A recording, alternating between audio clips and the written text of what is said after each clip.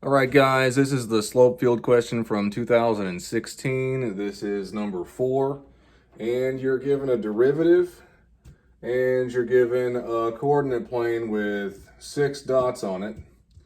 And part A asks you to sketch the slope field for the given differential equation.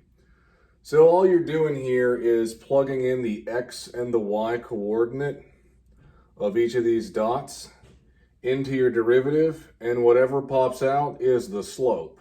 So you can see here y is 0 and y is 0. So when I plug those guys in, I get a slope of 0. And when you plug in this guy right here, for instance, he's 0, 1. So I've got basically like 1 squared over 0 minus 1, so that's -1. And you can see my tick mark here is negative slope, and it's not that steep, and you can try to like line it up perhaps with where you know it would cross if it kept going. Okay, this guy right here, he's going to be 0, 2, so that's going to be 4 over -1. So you can see that guy's steeper. Okay, your tick marks don't have to be perfect. They just have to be consistent, and they're going to be looking for 0 slopes, and that's going to be a point probably, and then they're going to be looking at like all the other slopes, and that'll be the other point. Okay, part B, it says let y equal f of x be the particular solution to the given differential equation with an initial condition f of 2 equals 3. Write a tangent line, and then use that tangent line to approximate f of 2.1. So we've done this before in one of these videos. So you've got the coordinate, you need a slope, so you can just plug 2, 3 into your derivative, and when you do, you get 9. There's the point slope, there's the slope-intercept form, and then you literally just plug 2.1 in where you see x and evaluate it, and you get 3.9. All right, part C. Find the particular solution y equals f of x to the given differential equation with initial condition f of 2 equals 3. So you got dy dx equals, and you got y's and x's over here. Get your y's with your dy's and your x's with your dx's and integrate with 1 plus c. Okay, so in this one, I did it in a couple of steps.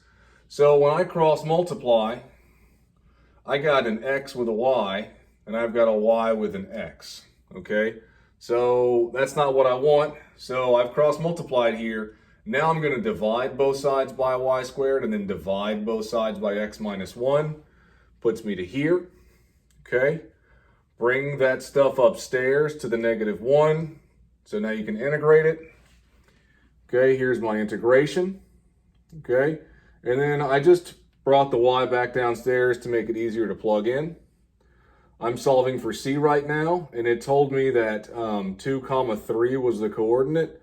So I'm replacing in my 3 for y and my 2 for x. You guys know that says the ln of 1 now, which is 0. So conveniently, -1/3 is equal to c. So this guy right here is just me plugging c in, all right? I didn't like that being negative, so I just multiplied the whole thing by -1, which flipped all the signs. Okay, and again, I just reordered over here. All right, and then basically to get y by itself, you just got to do the switchy switch.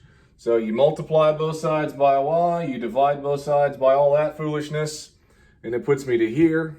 That answer's okay, but you got a fraction within a fraction, which isn't proper form. So over here, I wrote the numerator as a fraction, and then I wrote the denominator as a fraction. See, it's still 1/3. That guy's still a 1.